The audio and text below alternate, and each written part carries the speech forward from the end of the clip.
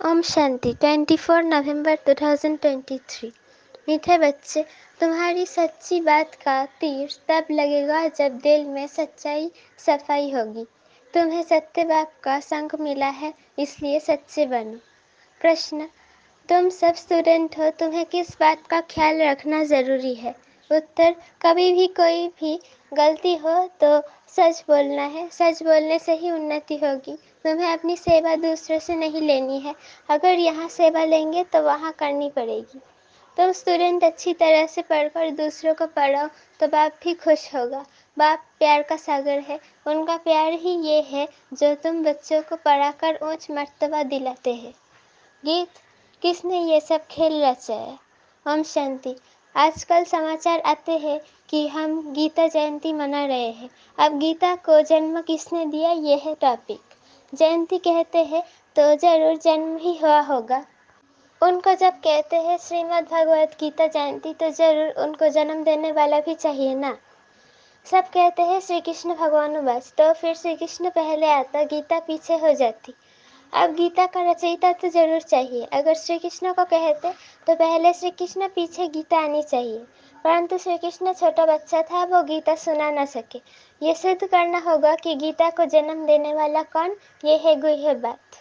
श्री कृष्ण को माता के गर्भ से जन्म लेता है, वो तो सतयुग का प्रिंस है। उसने स्वर्ग प्रिंस का पद पाया स्वयं गीता द्वारा राजयोग सीखकर। अब गीता को जन्म देने वाला कौन, परमपिता परमात्मा शिव या श्री कृष्ण? श्री कृष्ण तो वास्तव में त्रिलोकीनाथ त्रिकालदर्शी भी नहीं कह सकते। त्रिलोकीनाथ त्रिकालदर्शी एक को ही कहेंगे। त्रिलोकीनाथ माना तीनों लोकों पर राज्य करते हैं। मूल, सूक्ष्म, स्थूल, इन तीनों को कहा जाता है त्रिलोकी। इनको जानने वाला त्रिलोकीनाथ त्रिकालदर्शी परमपिता परमात्मा शिव है।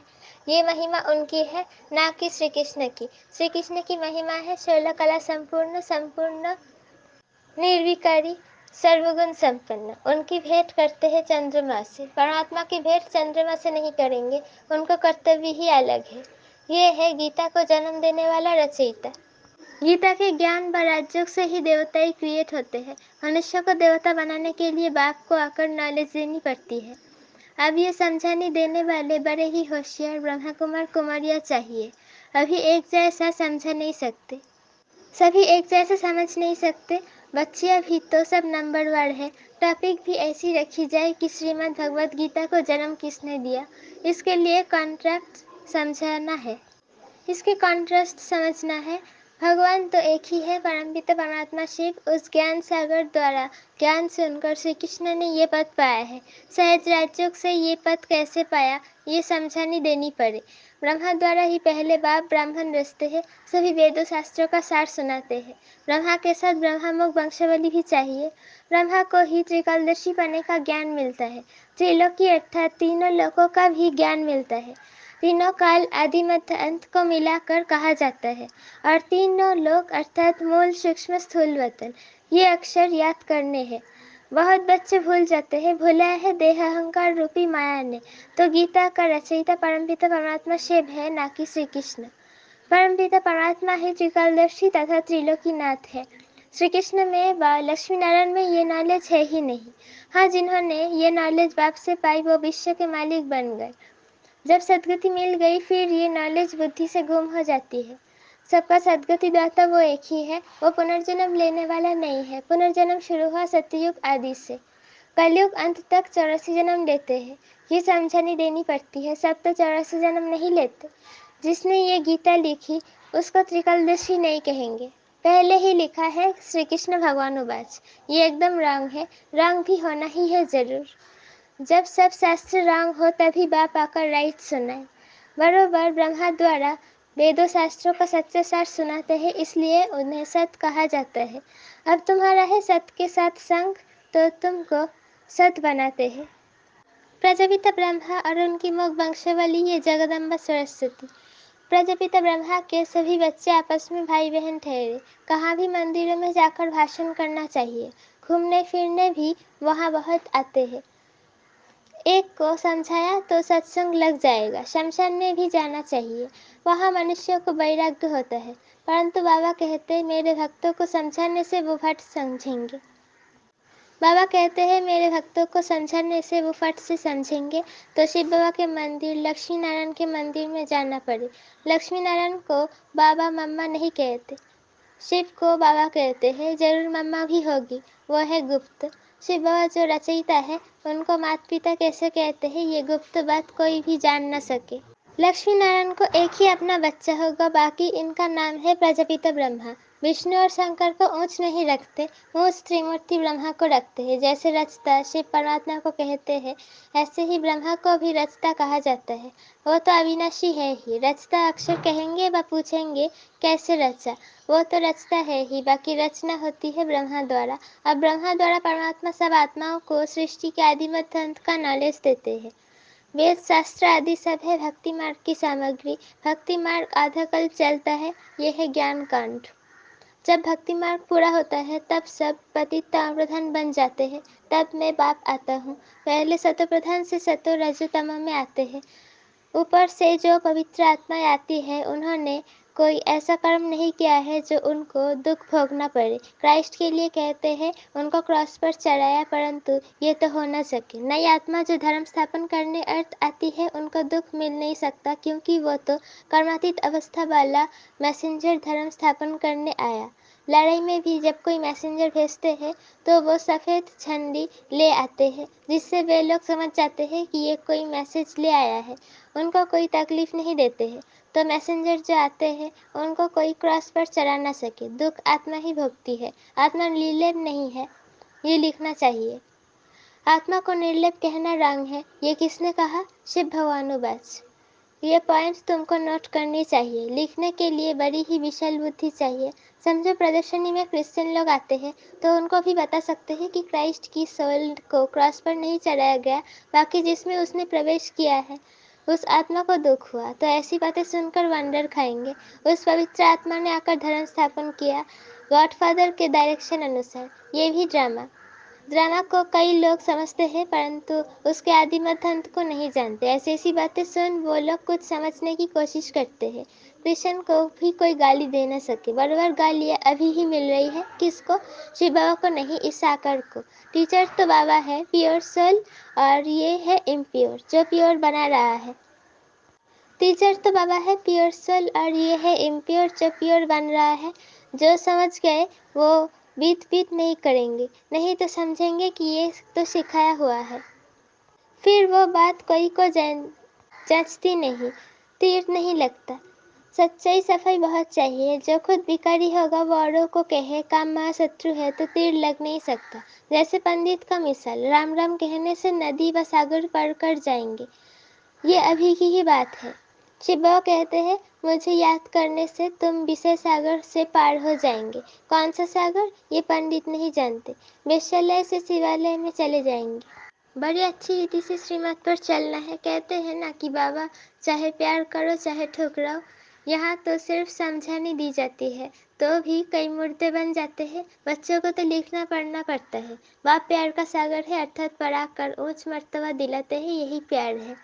बाप जब पढ़ाता है तो पढ़कर औरों को भी पढ़ाना है। बाप को खुश करना है, बाप की सर्विस में तत्पर रहना है। बाप की यही सर्विस है कि अपने तन मन धन से बाप की, भारत की सच्ची सेवा करो। तुम्हें तो बुलंद आवाज से समझाना चाहिए। सभी नंबरवार है, राजधानी में भी नंबरवार होंगे। टीचर समझ जाते हैं कि ये देवी राजधानी में क्या नंबर लेंगे। सर्विस से समझ सकते हैं कौन कौन मुख्य बनेंगे। खुद भी समझते हैं कि हम बाबा मम्मा जितनी सर्विस नहीं करते तो दास दासिया बनना पड़ेगा। आगे चलकर तुम सबको सारा ही मालूम पड़ेगा। हम श्रीमत पर ना चले, सब क्लियर हो जाएगा। तुम बच्चे इस समय स्टूडेंट हो, इस समय तुम अपनी दासियाँ बनाएंगे तो खुद भी दासी बनना पड़ेगा। यहाँ महारानी बनना देहाभिमान है। सच कहना चाहिए कि बाबा ये भूल हुई, अभी संपूर्ण सभी नहीं बने हैं। इम्तिहान में जब नापास होते हैं तो शर्माते भी है। बाबा का रात्रि में ख्याल चला कि मनुष्य 21 जन्म कहते, गायन भी करते। अभी ये ईश्वरीय जन्म एक अलग है। 8 जन्म सतयुग में, 12 जन्म त्रेता में, 21 जन्म द्वापर में, 42 जन्म कलयुग में। ये तुम्हारा ईश्वरीय जन्म सबसे ऊंच जन्म है जो एडेप्टेड है। तुम ब्राह्मणों का ही ये सौभाग्यशाली जन्म है। अच्छा, मीठे मीठे सिकिल थे बच्चों प्रति माता पिता बाप दादा का याद प्यार और गुड मॉर्निंग। रूहानी बाप की रूहानी बच्चों को नमस्ते। हम रूहानी बच्चों की रूहानी माता पिता बाप दादा को याद प्यार गुड मॉर्निंग और नमस्ते, शुक्रिया व शुक्रिया। धारणा के लिए मुख्तसर पहला पॉइंट, प्यार के सागर में बाप के प्यार का रिटर्न करना है, अच्छी तरह पढ़कर फिर पढ़ाना है, श्रीमत पर चलना है। दूसरा पॉइंट, सच्चाई और सफाई से पहले स्वयं में धारणा कर फिर दूसरों को धारणा करानी है, एक बाप के संग में रहना है। वरदान, निमित्त आत्माओं के डायरेक्शन के महत्व को जान, पापों से मुक्त होने वाले सेंसिबल भव। जो सेंसिबल बच्चे हैं वो कभी ये नहीं सोचते कि ये निमित्त आत्माएं जो डायरेक्शन दे रही है शायद कोई के कहने से कह रही है। निमित्त बनी हुई आत्माओं के प्रति कभी भी ये व्यर्थ संकल्प नहीं उठाने चाहिए।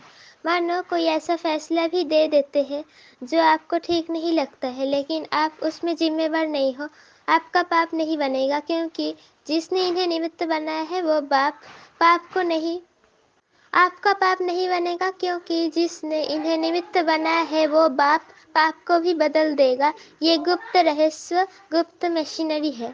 स्लोगन, ऑनेस्ट वो है जो प्रभु पसंद और विश्व पसंद है, आराम पसंद नहीं। ऑनेस्ट वो है जो प्रभु पसंद और विश्व पसंद है, आराम पसंद नहीं। मातेश्वरी जी के मधुर महावाक्य, मनुष्यों का 84 जन्म है, ना कि 84 लाख योनियां। अब ये जो हम कहते हैं कि प्रभु हम बच्चों को उस पार ले चलो, उस पार का मतलब क्या है? लोग समझते हैं उस पार का मतलब है जन्म मरण के चक्र में ना आना, अर्थात मुक्त हो जाना।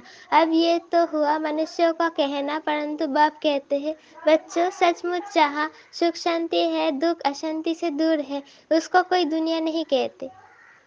जब मनुष्य सुख चाहते हैं तो वो भी इस जीवन में होना चाहिए। अब वो तो सत्ययुगी वैकुंठ देवताओं की दुनिया थी जहाँ सर्वदा सुखी जीवन थी, उसी देवताओं को अमर कहते हैं। अब अमर का भी कोई अर्थ नहीं है, ऐसे भी नहीं कि देवताओं की आयु इतनी बड़ी थी जो कभी मरते नहीं थे। अब ये कहना उन्हों का रंग है, क्योंकि ऐसे है नहीं। उनकी आयु कोई सत्युग त्रेता तक नहीं चलती है, परंतु देवी देवताओं के जन्म सत्युग त्रेता में बहुत हुए हैं। 21 जन्म तो उन्होंने अच्छा राज्य चलाया, और फिर 63 जन्म द्वापर से कलयुग के अंत तक टोटल उन्हों के जन्म चढ़ती कला वाले 21 हुए और उतरती कला वाले 63 हुए। टोटल मनुष्य 84 जन्म लेते हैं। बाकी ये जो मनुष्य समझते हैं कि मनुष्य 84 लाख योनियां भोगते हैं, ये कहना भूल है। अगर मनुष्य अपनी योनि में दुख सुख दोनों पार्ट भोग सकते हैं, तो फिर जानवर योनि में भोगने की जरूरत ही क्या? अब मनुष्य को ये नॉलेज ही नहीं। मनुष्य तो 84 जन्म लेते हैं, बाकी सृष्टि पर जानवर पशु पंछी आदि टोटल 84 लाख योनियां अवश्य है। अनेक किस्म की जैसे पैदाइश है, उसमें भी मनुष्य योनि में ही अपना पाप पुण्य भोग रहे हैं, और जानवर अपनी योनियों में भोग रहे हैं। न मनुष्य जानवर की योनि लेता, न जानवर मनुष्य योनि में आता है। मनुष्यों को अपनी योनि में अर्थात जन्म में भोगनी पड़ती है, तो दुख सुख की महसूसता आती है। ऐसी ही जानवर को भी अपने यानी जन्म में दुख सुख भोगना है, मगर उन्हों में ये बुद्धि नहीं है कि ये भोगना किस कर्म से हुए है। उन्हों की भोगना को भी मनुष्य फील करता है, क्योंकि मनुष्य है बुद्धिमान। बाकी ऐसे नहीं मनुष्य कोई 84 लाख योनियां भोगते हैं। जैसे देखो गुरु नानक साहेब ने ऐसे महावाक्य उच्चारण किए हैं, अंतकाल जो पुत्र सिमरे, ऐसी चिंता में जो मरे, सुअर की योनि में बल बल उतरे। परंतु इस कहने का मतलब ये नहीं कि मनुष्य को कोई शुकर की योनि लेता है, परंतु शुकर का मतलब है कि मनुष्यों का कार्य भी ऐसा होता है जैसे जानवरों का कार्य होता है। बाकी ऐसे नहीं कि मनुष्य को जानवर बनते हैं।